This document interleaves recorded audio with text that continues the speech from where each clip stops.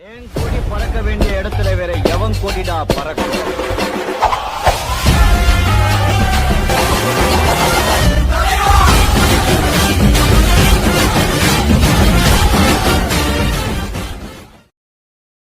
அன்னைக்கு ஃப்ரீ ஃபயருக்கு ரொம்ப நாள் ஆச்சுன்ட்டு உள்ளுக்குள்ளே போனால் ஒருத்தர் இன்வைட் பண்ணிக்கிட்டே இருந்தார்.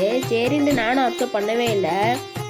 அப்புறம் நானும் நம்ம ஃப்ரெண்ட்ஸ்லாம் விளாண்டுட்டு இருக்கிறாங்களே அதை பார்த்துக்கிட்டு இருந்தேன். அப்புறம் மறுபடியும் இன்வைட் பண்ணிக்கிட்டே இருந்தார்.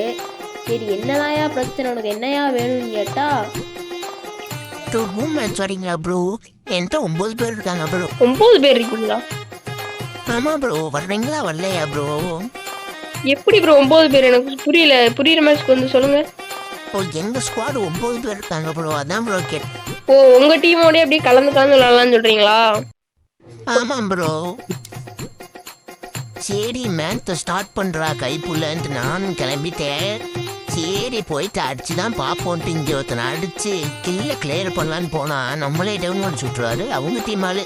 சரிண்ணே இந்த மேட்ச்சில் இங்கே ஒரு ஆளாக டவுன் அடிச்சு விட்ருவேன். அப்படியே போயிட்டு அவனையும் கையால் குத்தி முடிச்சுட்டு நான் ஒத்தாள் தான் இருப்பேன், என்னையே அடிச்சு விடுவானுங்க. ஏன்னா இந்த இடத்துல ஒரு தானே டவுன் அடிச்சு விட்ருவேன். டவுன் அடிச்சு முட்டு இங்கே நானும் ஃப்ரெண்டும் கில்ல கிளியர் பண்ணிவிட்டு வெளியில் போனால் இங்கே ஒருத்தனும் டேமேஜ் கொடுப்பேன். அப்படியே நான் இங்கே திரும்பி அடியான்னு பார்த்தா நம்ம ஃப்ரெண்டு அடிச்சிடுவாரு. சரி யார் அடிச்சாலும் ஒன்று தாண்டு விட்டாச்சு. இங்கே ஒருத்தன் உட்காந்தே அடி வாங்கிட்டான், நம்மளே ஒருத்தன் டேமேஜும் கொடுத்துட்டா. சரின்ட்டு இங்கே ஒருத்தன் நம்மளை அடிக்க வருவான், அவனும் ஒரு டவுனை போட்டாச்சு. ஆனால் இந்த மேட்ச்சில் நம்ம உட்காந்துட்டு எதுக்கு அடிவாங்கன்னு தெரில. இங்கே பாருங்கள் எதுக்கு அடிவாங்கன்னு எனக்கே தெரில. இங்கே பார்த்தீங்கன்னா படிக்கட்டுக்கிட்டே ஒருத்தே வருவான், அவனையும் முடிச்சு விட்டாச்சு. முடிச்சு விட்டு அவனை கில்ல கிளியர் பண்ணிக்கிட்டு போனால் மேட்சே முடிஞ்சு. அடுத்த மேட்ச்சில் இந்த இடத்துல ஒருத்தனை டவுன் வச்சாச்சு.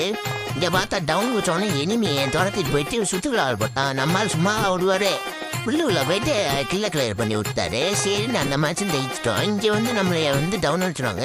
இங்கே பாருங்க உசுரவே கொடுக்குறாங்க நமக்காண்டி. அப்படியே இந்த மேட்ச் முடிச்சாச்சு.